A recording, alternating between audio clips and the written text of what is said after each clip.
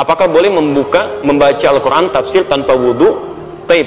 Dalam konteks ini, Imam An-Nawawi dalam kitab At-Tibyan fi Adab Hamalatil Quran, kalau punya kitabnya yang asli warna kuning, terbitan Darun Nafais, halaman 34. Ya, ada di posisi paling kiri di pertengahan paragraf kedua, baris pertama. Ittafaqal ulama, semua ulama sepakat. Ingat, semua ulama sepakat. Lihat. Dalam konteks orang yang tidak punya wudhu, itu masih dibolehkan untuk menyentuh. Ya, menyentuh misalnya mushaf atau ingin membaca, walaupun itu bukan yang utama, Di utamanya Anda punya wudhu, jelas ya.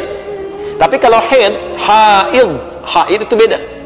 Ya, ala annal haid, bahwa orang perempuan yang tengah haid itu kalau untuk nyentuh boleh, mushaf boleh, tapi untuk baca itu yang tidak diperkenankan. Jelas ya. Walaupun di sini ada perbedaan pendapat ulama, tapi yang paling rajih dari jumhur ulama, yang paling rajih untuk perempuan yang haid, untuk baca Quran itu tidak diperkenankan. Karena kalau Allah itu suci, keadaan dirinya belum suci. Tapi kalau dia mau mendengarkan tafsir itu boleh, baca tafsirnya, ya, baca tajwidnya boleh. Kalau baca Qurannya tidak. Dia menunggu sampai sucinya. Makanya saya sarankan pada perempuan-perempuan, ibu yang dalam keadaan belum suci, ibu misalnya, maaf, bisa atur waktu. Saat suci ibu baca Qurannya. Saat dalam keadaan sedang haid ibu baca tafsirnya. Tafsirnya, tajwidnya dan sebagainya, fikihnya, itu Masya Allah. Dan berita baiknya, ketika ibu beramal dalam keadaan sucinya, kemudian saat sedang tidak suci amal itu nggak dikerjakan, itu otomatis pahalanya tetap mengalir. Anda baca Quran satu hurufnya berapa? 10. At-Tirmidzi nomor hadis 2910. Man qara'a harfan min kitabillah falahu asyru hasanat. Siapa yang baca satu huruf dari Al-Quran, kitabullah, dapat 10 kebaikan. Ibu baca saat suci. Begitu saat haid, ibu nggak baca, ibu baca tafsirnya. Itu pahala kebiasaan ibu baca Al-Quran dituliskan seketika, sempurna pahalanya. Dituliskan.